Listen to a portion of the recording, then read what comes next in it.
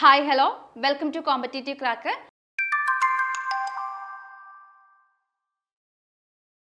അപ്പോൾ നമ്മൾ ഇന്ന് കോൺഫിഡൻഷ്യൽ അസിസ്റ്റന്റ് എക്സാംസിനും ടൈപ്പിസ്റ്റ് എക്സാംസിനൊക്കെ ജോഗ്രഫീൻ്റെ ഭാഗത്തു നിന്ന് വരുന്ന പ്രധാനപ്പെട്ട ഏരിയാസിലെ കുറച്ച് ക്വസ്റ്റ്യൻസ് ആയിരിക്കും നമ്മൾ ഇന്ന് ഡിസ്കസ് ചെയ്യാൻ വേണ്ടിയിട്ട് പോകുന്നത്.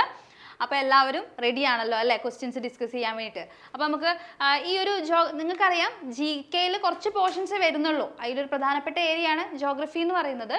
അതിൽ തന്നെ ജോഗ്രഫീൻ്റെ ഭാഗത്ത് നോക്കുകയാണെങ്കിൽ റിവർ സിസ്റ്റം, അതുപോലെ തന്നെ ഫിസിയോഗ്രഫിക്കൽ ഫീച്ചേഴ്സ്, ഈ ഒരു ഭാഗത്തു നിന്നൊക്കെ തന്നെയാണ് കൂടുതൽ ക്വസ്റ്റ്യൻസും കണ്ടുവന്നിട്ടുള്ളത്. അപ്പോൾ നമുക്ക് ആദ്യത്തെ ക്വസ്റ്റ്യൻ ഡിസ്കസ് ചെയ്യാം. ഈ ഒരു ക്വസ്റ്റ്യൻ നോക്കിക്കേ, സിന്ധു നദിയുടെ പോഷക നദികളിൽ താഴെ കൊടുത്തിരിക്കുന്നതിൽ ശരിയായത് ഏത് എന്നാണ് ചോദിച്ചിരിക്കുന്നത്. നമ്മുടെ ഇൻഡസ് റിവേഴ്സിന്റെ ട്രിബ്യൂട്ടറീസിനെ പറ്റിയിട്ടാണ് ചോദിച്ചിരിക്കുന്നത്. ഈ ഓപ്ഷൻസിൽ ഏതൊക്കെയാണ് നമ്മുടെ ട്രിബ്യൂട്ടറീസ് ആയിട്ടുള്ളത്? ഇൻഡസിന്റെ ട്രിബ്യൂട്ടറീസ് ഏതൊക്കെയാണെന്ന് നോക്കിക്കേ, 4 ഓപ്ഷൻസ് ഉണ്ടല്ലേ. അപ്പോൾ ഇതിന്റെ ആൻസർ എന്താണ്? ഇതിന്റെ ആൻസർ ഓപ്ഷൻ എ ആണ്.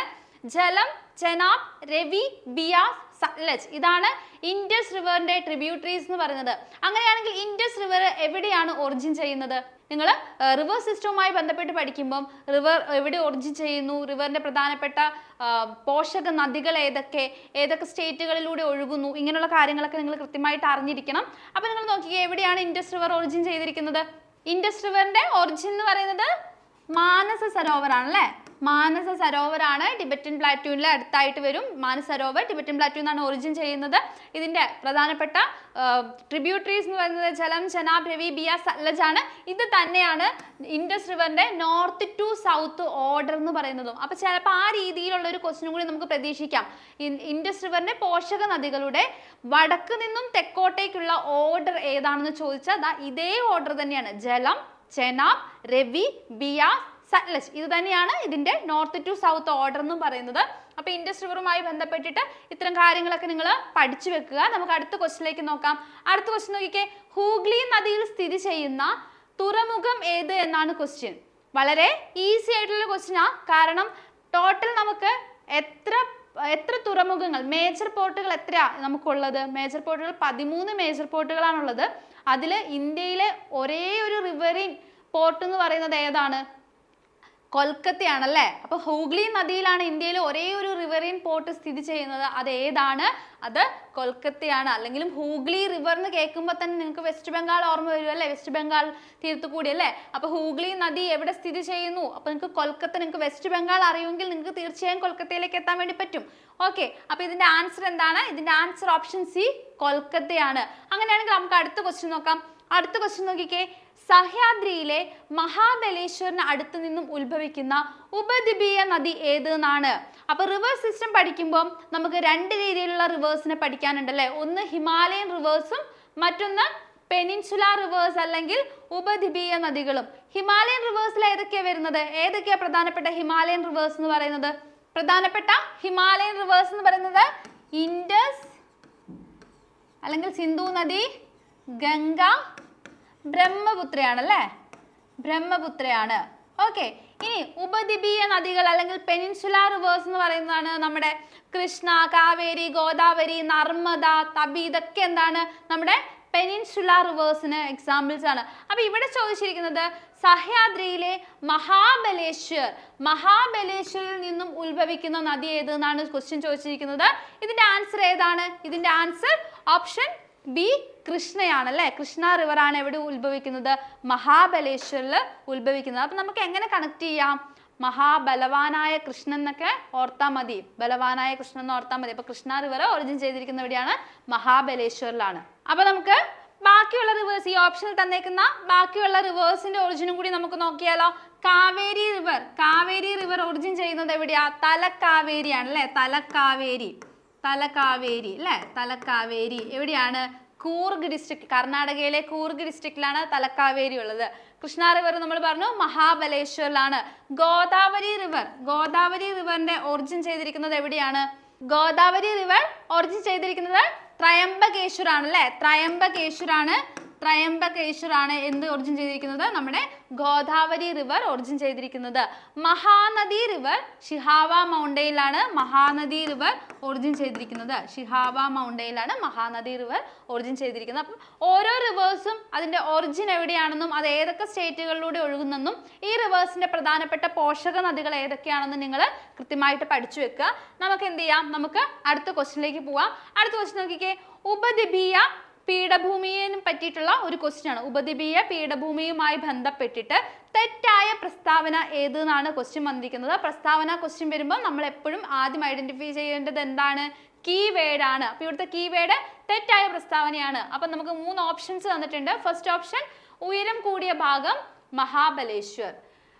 സെക്കൻഡിൽ എന്താ പറഞ്ഞേക്കുന്നത്? സെക്കൻഡ് സ്റ്റേറ്റ്മെന്റിൽ ഇതിന്റെ ഭാഗമാണ് ഡക്കാൻ പീഠഭൂമി. അടുത്തത് തേർഡിൽ എന്താ പറയുന്നത്? വിന്ധ്യ, സത്പുര, ആരവല്ലി, പശ്ചിമഘട്ടം, പൂർവഘട്ടം എന്നിവയൊക്കെ ഇതിന് ഉദാഹരണങ്ങളാണ്. ഇത്തരത്തിൽ 3 സ്റ്റേറ്റ്മെന്റ്സ് ആണ് തന്നിരിക്കുന്നത്. അപ്പൊ ഇതിലെ തെറ്റായ പ്രസ്താവന ഏതെന്ന് ചോദിച്ചാൽ ഇവയെല്ലാം എന്താണ്? ഇവയെല്ലാം ശരിയായ സ്റ്റേറ്റ്മെന്റുകളാണ്. അപ്പൊ ഇതിലൊന്നും തെറ്റായിട്ടില്ല അല്ലെ, ഇതിലെല്ലാം ശരിയായ സ്റ്റേറ്റ്മെന്റ്സ് ആണ്. അപ്പൊ ഉപദ്വീപീയ പീഠഭൂമിയുമായി ബന്ധപ്പെട്ടിട്ടുള്ള ഒരു ക്വസ്റ്റ്യൻ ആയിരുന്നു ഇത്. നമുക്ക് അടുത്ത ക്വസ്റ്റ്യൻ നോക്കിയാലോ. അടുത്ത ക്വസ്റ്റ്യൻ നോക്കിയേ. ഇന്ത്യയെ സംബന്ധിച്ച് ശരിയായ പ്രസ്താവനകൾ ഏതെല്ലാം? റൈറ്റ് സ്റ്റേറ്റ്മെന്റ്സ് ഏതൊക്കെയാണെന്നാണ് ചോദിച്ചിരിക്കുന്നത്. ഫസ്റ്റ് സ്റ്റേറ്റ്മെന്റ് തന്നിരിക്കുന്നത് ലോകരാജ്യങ്ങളിൽ വലുപ്പത്തിൽ ഇന്ത്യയുടെ സ്ഥാനം 7. സെക്കൻഡ് സ്റ്റേറ്റ്മെന്റ് ഇന്ത്യയിൽ 29 സംസ്ഥാനങ്ങളും 6 കേന്ദ്രഭരണ പ്രദേശങ്ങളുമാണ് നിലവിൽ ഉള്ളത്. തേർഡ് സ്റ്റേറ്റ്മെന്റ് ഇന്ത്യയുടെ ഹൃദയം എന്നറിയപ്പെടുന്ന സംസ്ഥാനം മധ്യപ്രദേശാണ്. ഇങ്ങനെ 3 സ്റ്റേറ്റ്മെന്റ്സ് ആണ് നമുക്ക് തന്നിരിക്കുന്നത്. അപ്പൊ ഇത്തരത്തിലുള്ള ക്വസ്റ്റ്യൻ വരുമ്പോൾ നമുക്ക് ഇതിൽ ഈസി ആയിട്ട് നമുക്ക് ഇതിലെ സെക്കൻഡ് ക്വസ്റ്റ്യൻ നോക്കിക്കേ. സെക്കൻഡ് സ്റ്റേറ്റ്മെന്റ് നോക്കിക്കേ. ഇന്ത്യയിൽ 29 സംസ്ഥാനങ്ങളും 6 കേന്ദ്രഭരണ പ്രദേശങ്ങളുമാണ് നിലവിലുള്ളത്. നമുക്ക് എല്ലാവർക്കും അറിയാം ആ സ്റ്റേറ്റ്മെന്റ് തെറ്റാണ്. കാരണം ഇന്ത്യയിൽ എത്ര സംസ്ഥാനങ്ങളാണ് ഇപ്പൊ നിലവിലുള്ളത്? ഇപ്പൊ നിലവിൽ 29 ആണോ? 29 അല്ല, 28 ആണല്ലേ. 28 സ്റ്റേറ്റുകളാണ് നമുക്കുള്ളത്, 8 യൂണിയൻ ടെറിട്ടറീസും ആണ് ഉള്ളത്. അങ്ങനെയാണെങ്കിൽ ഈ സെക്കൻഡ് സ്റ്റേറ്റ്മെന്റ് എന്താണ്? സെക്കൻഡ് സ്റ്റേറ്റ്മെന്റ് തെറ്റാണ്. ഓക്കെ, സെക്കൻഡ് സ്റ്റേറ്റ്മെന്റ് തെറ്റാണെങ്കിൽ നമുക്കിവിടെ ഏതൊക്കെ ഓപ്ഷൻസ് എലിമിനേറ്റ് ചെയ്ത് കളയാം? നമ്മളോട് ചോദിച്ചിരിക്കുന്നത് റൈറ്റ് സ്റ്റേറ്റ്മെന്റ്സ് ഏതൊക്കെയെന്നാ. അപ്പൊ സെക്കൻഡ് സ്റ്റേറ്റ്മെന്റ് തെറ്റാണെങ്കിൽ നമുക്ക് ഓപ്ഷൻ ബി എലിമിനേറ്റ് ചെയ്യാം, അതുപോലെ തന്നെ ഓപ്ഷൻ ഡിയും എലിമിനേറ്റ് ചെയ്യാം. ഇപ്പൊ നമ്മൾ 50-50 എത്തി അല്ലേ. ഇനി നമുക്ക് നോക്കാം തേർഡ് സ്റ്റേറ്റ്മെന്റ് നോക്കിക്കേ. ഇന്ത്യയുടെ ഹൃദയം എന്നറിയപ്പെടുന്ന സംസ്ഥാനം മധ്യപ്രദേശാണ്. അത് ശരിയാണോ? അത് ശരിയാണ് അല്ലേ. അപ്പൊ ഇതിന്റെ ആൻസർ വരുന്നത് ഓപ്ഷൻ സി ആണ്. 1 and 3 ഓൺലി ആണ്. അതായത് ഒന്നാമത്തെ സ്റ്റേറ്റ്മെന്റും കറക്റ്റ് ആണ്, മൂന്നാമത്തെ സ്റ്റേറ്റ്മെന്റും കറക്റ്റ് ആണ്. ഇനി നമുക്ക് അടുത്ത ക്വസ്റ്റ്യനിലേക്ക് പോവാം. അടുത്ത ക്വസ്റ്റ്യൻ നോക്കിക്കേ. കേരളത്തിന്റെ സമുദ്രതീരം സംബന്ധിച്ച പ്രസ്താവനകളിൽ ശരിയായത് ഏതെല്ലാം? റൈറ്റ് സ്റ്റേറ്റ്മെന്റ് ആണ് ചോദിച്ചിരിക്കുന്നത്. ഫസ്റ്റ് സ്റ്റേറ്റ്മെന്റിൽ പറഞ്ഞിരിക്കുന്നത് കേരളത്തിന്റെ കടൽ തീരം 590 കിലോമീറ്റർ വ്യാപിച്ച് കിടക്കുന്നു. സെക്കൻഡ് സ്റ്റേറ്റ്മെന്റിൽ പറഞ്ഞിരിക്കുന്നത് നിലവിൽ സംസ്ഥാനത്ത് 222 കടലോര മത്സ്യഗ്രാമങ്ങൾ ഉണ്ടെന്നാണ്. തേർഡ് സ്റ്റേറ്റ്മെന്റിൽ പറഞ്ഞിരിക്കുന്നത് മത്സ്യമേഖലയുടെ ഉന്നമനത്തിനായി പ്രവർത്തിക്കുന്ന ഒരു ഏജൻസിയാണ് കേരള ജലകൃഷി വികസന എമർജൻസി, അഡാക്ക് എന്ന് പറയുന്നത്. അപ്പൊ ഇതിൽ ഏതൊക്കെ സ്റ്റേറ്റ്മെന്റ്സ് ആണ് കറക്റ്റ് ആയിട്ടുള്ളത്? ഇതിന്റെ ആൻസർ ഓപ്ഷൻ ഡി ആണ്.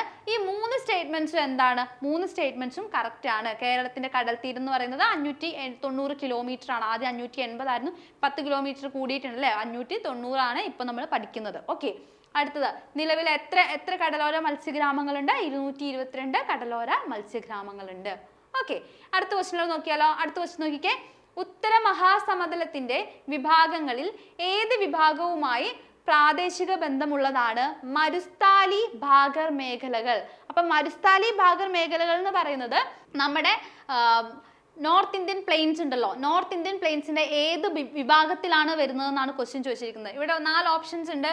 രാജസ്ഥാൻ സമതലം, പഞ്ചാബ് ഹരിയാന സമതലം, ഗംഗാ സമതലം, ബ്രഹ്മപുത്ര സമതലം. അപ്പൊ നമുക്കിവിടെ മരുസ്ഥാലി എന്ന് കേൾക്കുമ്പോൾ തന്നെ നമുക്ക് മനസ്സിലാകും, മരുസ്ഥാലി എന്ന് കേൾക്കുമ്പോൾ തന്നെ നമുക്ക് അതറിയാം രാജസ്ഥാൻ ഏരിയ ആണ്. ഇതിന്റെ ആൻസർ ഏതാണ്? രാജസ്ഥാൻ സമതലമാണ് അല്ലെ. മരുഭൂമിയൊക്കെ കണക്ട് ചെയ്യുക അല്ലെ. മരുസ്ഥാലി എന്ന് കേൾക്കുമ്പോൾ നിങ്ങൾക്ക് മരുഭൂമി ഓർമ്മ വരണം. ഓക്കെ, ഡെസേർട്ട് ഓർമ്മ. ഇന്ത്യയിലെ ഡെസേർട്ട് ഫീച്ചർ എവിടെയാണ് ഉള്ളത്? രാജസ്ഥാനിലാണ് അല്ലെ. അപ്പൊ രാജസ്ഥാൻ സമതലമാണ് ഇതിന്റെ ആൻസർ ആയിട്ട് വരുന്നത്. അടുത്ത ക്വസ്റ്റ്യൻ നോക്കാം. അടുത്തത് ഒരു ഉപദ്വീപീയ നദിയുടെ സവിശേഷതകൾ താഴെ കൊടുത്തിരിക്കുന്നു. എന്നിട്ട് എന്ത് ചെയ്യുക? ഇത് തിരിച്ചറിയുക, നദി ഏതെന്ന് തിരിച്ചറിയുക എന്നതാണ് ക്വസ്റ്റ്യൻ. അപ്പൊ ഇതിന്റെ എന്തൊക്കെയാ സവിശേഷതകൾ? ഞാൻ റായ്പൂരിലെ സിംഹാവയിൽ നിന്ന് ഉത്ഭവിക്കുന്നു. എൻ്റെ കുറുകെയാണ് ഹിരാക്കുഡ് അണക്കെട്ട് നിർമ്മിച്ചിരിക്കുന്നത്. ഞാൻ കിഴക്കോട്ടൊഴുകി ബംഗാൾ ഉൾക്കടലിൽ പതിക്കുന്ന നദിയാണ്. എൻ്റെ പോഷക നദികളാണ് ഇബ് ആൻഡ് ടെൽ എന്ന് പറയുന്നത്. അപ്പം ഇത്രയും സവിശേഷതകളാണ് നദീനെ പറ്റി പറഞ്ഞിരിക്കുന്നത്. ഇവിടെ നമുക്ക് ഹിരാക്കുഡ് ഡാം എന്ന ഒരു ക്ലൂ അവിടെ ഉണ്ട്. അതുപോലെ തന്നെ കിഴക്കോട്ട് ഒഴുകുന്നു എന്നൊരു ക്ലൂ ഉണ്ട് അവിടെ. അതുപോലെ തന്നെ ഇബ് ആൻഡ് ടെൽ എന്ന് പറഞ്ഞ 2 പോഷക നദികളുണ്ട്. ഇങ്ങനെ 3 സവിശേഷതകൾ അവിടെ ഉണ്ട്. അത് വെച്ചിട്ട് നമുക്ക് എന്ത് ചെയ്യണം? അത് വെച്ചിട്ട് നമ്മൾ നദീനെ അല്ലെങ്കിൽ ഈ ഒരു ഉപദ്വീപീയ നദി ഏതെന്ന് നമ്മൾ ഐഡന്റിഫൈ ചെയ്യണം. അപ്പൊ ഇബ് ആൻഡ് ടെൽ എന്നുള്ള ഈ 2 പോഷക നദികളുള്ള റിവർ ഏതാണ്? റിവർ മഹാനദിയാണ് അല്ലെ. അപ്പൊ മഹാനദിയുടെ 2 പോഷക നദികളാണ് ഏതെന്ന് പറയുന്നത്? ഇബ് ടെൽ എന്നൊക്കെ പറയുന്നത്. അതുപോലെ തന്നെ മഹാനദിക്ക് കുറുകെയാണ് എന്ത് നിർമ്മിച്ചിരിക്കുന്നത്? ഹിരാക്കുഡ് ഡാം നിർമ്മിച്ചിരിക്കുന്നത്. അപ്പൊ നമുക്ക് അടുത്ത ക്വസ്റ്റ്യനിലേക്ക് പോയാൽ നിങ്ങൾ എന്ത് ചെയ്യണം? ഇത്തരത്തിൽ ഉപദ്വീപീയ നദികളുടെ ഫീച്ചേഴ്സ്, ഈ ക്വസ്റ്റ്യൻസ് ഒക്കെ പ്രീവിയസ് ഇയർ ക്വസ്റ്റ്യൻസ് ആണ്. അപ്പൊ ഈ രീതിയിലൊക്കെ എന്ത് ചെയ്യാറുണ്ട്? PSC ക്വസ്റ്റ്യൻ ചോദിക്കുന്നുണ്ടെന്ന് നിങ്ങൾ ആദ്യം മനസ്സിലാക്കി വെച്ചോളാം. അപ്പം നമ്മൾ ഉപദ്വീപീയ നദികളുമായി ബന്ധപ്പെട്ടിട്ട് ഓരോ റിവേഴ്സിന്റെയും ഫീച്ചേഴ്സ് എന്ത് ചെയ്യുക? നിങ്ങൾ കൃത്യമായിട്ട് പഠിച്ചു വെക്കുക. നമുക്ക് അടുത്ത ക്വസ്റ്റ്യനിലേക്ക് പോവാം. അടുത്ത ക്വസ്റ്റ്യൻ നോക്കിക്കേ. തന്നിരിക്കുന്ന ഇന്ത്യയുടെ തീരസമതലങ്ങളിൽ പടിഞ്ഞാറൻ തീരസമതലത്തിന്റെ ഭാഗമല്ലാത്തത് ഏത് എന്നാണ് ക്വസ്റ്റ്യൻ. ഓക്കെ, ഇന്ത്യക്ക് 2 തീരസമതലങ്ങളാണല്ലേ ഉള്ളത്. ഒന്ന് പടിഞ്ഞാറ് സൈഡിലും മറ്റൊന്ന് കിഴക്ക് സൈഡിലും. അപ്പൊ പടിഞ്ഞാറൻ തീരസമതലവും ഉണ്ട്, നമുക്ക് കിഴക്കൻ സമതലങ്ങളും ഉണ്ട്. അതില് പടിഞ്ഞാറൻ തീരസമതലത്തിന്റെ ഭാഗമല്ലാത്തത് ഏത് എന്നാണ് ചോദ്യത്തിൽ ചോദിച്ചിരിക്കുന്നത്. കൊങ്കൺ ആണോ, കോറമണ്ടൽ കോസ്റ്റ് ആണോ, അതോ ഗുജറാത്ത് തീരസമതലമാണോ, മലബാർ തീരസമതലമാണോ? ഇത് വളരെ ഈസിയിൽ നിങ്ങൾക്ക് എന്ത് ചെയ്യാൻ പറ്റും? ആൻസറിലേക്ക് എത്താൻ വേണ്ടിയിട്ട് സാധിക്കും. കാരണം നമുക്കറിയാം മലബാർ തീരസമതലം എന്തായാലും പടിഞ്ഞാറാണ്, നമുക്കറിയാം അല്ലെ. മലബാർ തീരസമതലം നമുക്കറിയാം. ഗുജറാത്ത്, ഇന്ത്യയുടെ ഏത് ഭാഗത്താണ് ഗുജറാത്ത് ഉള്ളത്? കിഴക്ക് ഭാഗത്താണോ പടിഞ്ഞാറ് ഭാഗത്താണോ? പടിഞ്ഞാറ് ഭാഗത്താണ്.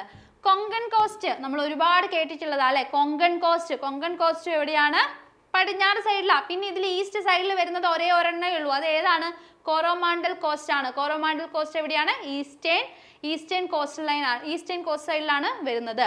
ഓക്കെ, അപ്പം ഇതിന്റെ ആൻസർ ഓപ്ഷൻ ബി ആണ്, കോറോമാണ്ടൽ കോസ്റ്റ് ആണ്.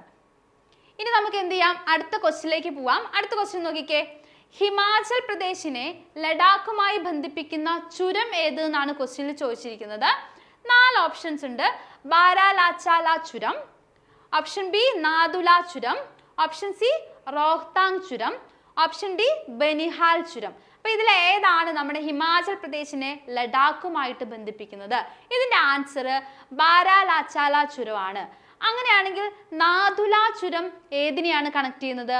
നാദുല ചുരം കണക്ട് ചെയ്യുന്നത് സിക്കിമിനെയും ടിബറ്റിനെയുമാണ്.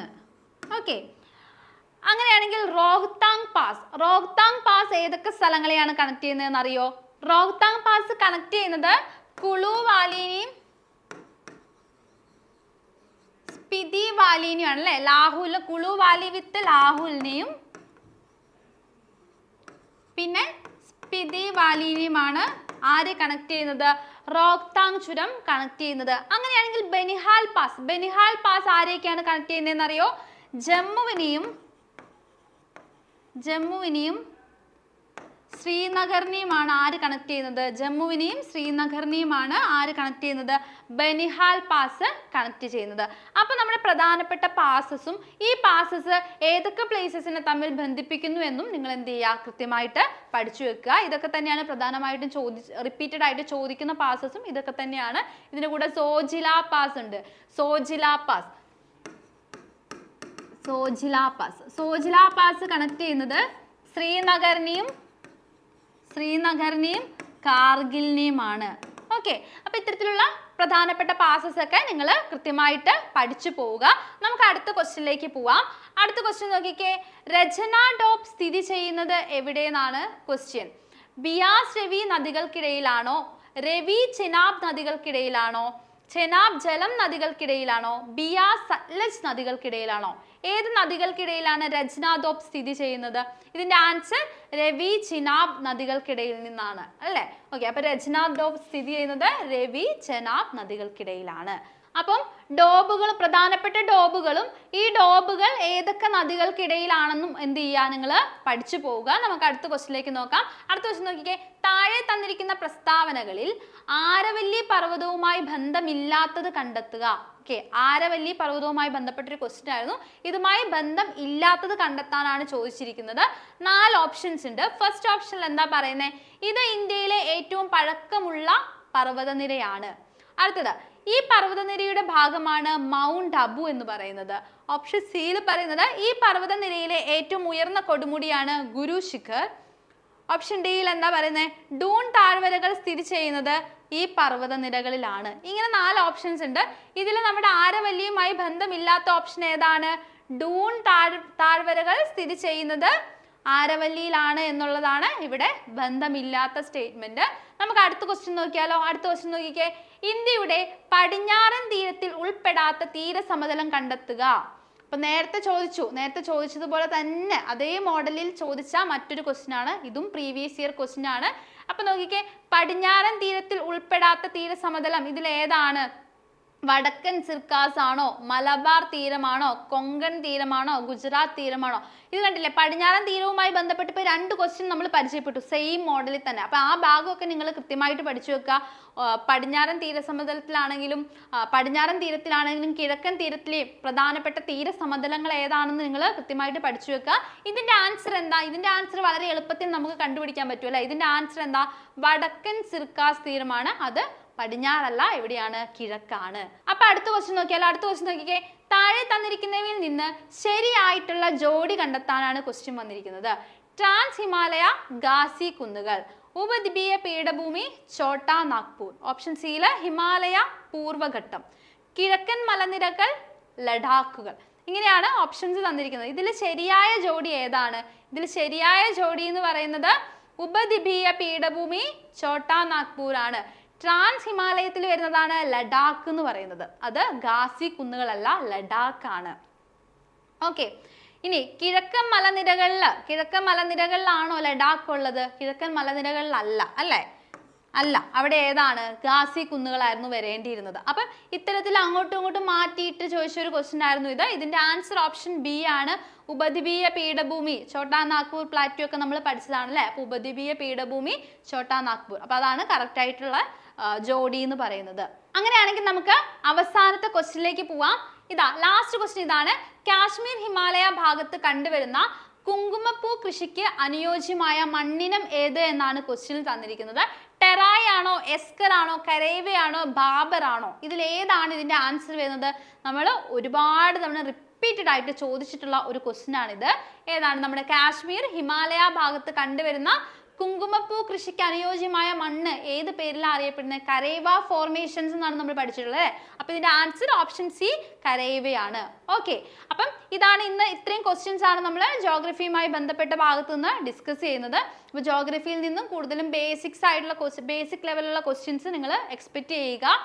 കൂടുതലും നമുക്ക് ബേസിക്സ് ആണ്, അതായത് ഇന്ത്യൻ ഫിസിയോഗ്രഫി, റിവേഴ്സ്, ക്ലൈമറ്റ്, അങ്ങനെയുള്ള കാര്യങ്ങളാണ് നമുക്ക് ജോഗ്രഫിയിൽ നിങ്ങൾക്ക് GK എന്നുള്ള പോർഷനിൽ നിങ്ങൾക്ക് പഠിക്കാനുള്ളത്. അപ്പോൾ നിങ്ങൾ ആ ഒരു പോർഷൻസ് ഒക്കെ കൃത്യമായി പഠിക്കുന്നുണ്ടെന്ന് ഉറപ്പുവരുത്തുക. വീണ്ടും വീണ്ടും റിപ്പീറ്റ് ചെയ്ത് വായിക്കുക. അപ്പോൾ നിങ്ങൾക്കത് ആ ഒരു പോർഷൻ പക്ക ആയിക്കോളും. അപ്പം നിങ്ങൾക്ക് വേണ്ടിയിട്ട് പുതിയ ടൈപ്പിസ്റ്റ് നോട്ടിഫിക്കേഷൻ ഒക്കെ വന്നിട്ടുണ്ടല്ലേ? അപ്പം നോട്ടിഫിക്കേഷൻ വന്നു, അപ്പം നമുക്ക് അപ്ലൈ ചെയ്യാനുള്ള കാര്യങ്ങളും ഒക്കെ അടുത്ത് വന്നു തുടങ്ങി. അപ്പം നിങ്ങളെ റാങ്കിലോട്ടേക്ക് എത്തിക്കാൻ വേണ്ടിയിട്ട് നമ്മുടെ CC പുതിയൊരു ബാച്ച് ആരംഭിച്ചിട്ടുണ്ട്. അപ്പോൾ ഈ ഒരു ബാച്ചിൽ ജോയിൻ ചെയ്യാൻ വേണ്ടിയിട്ട് നിങ്ങൾക്ക് ആർക്കെങ്കിലും താല്പര്യമുണ്ടെങ്കിൽ തീർച്ചയായും താഴെ കാണുന്ന നമ്പറിൽ കോൺടാക്ട് ചെയ്യുക. അപ്പോൾ ഇതുപോലുള്ള യൂസ്ഫുൾ വീഡിയോസുമായിട്ട് വീണ്ടും കാണാം. താങ്ക്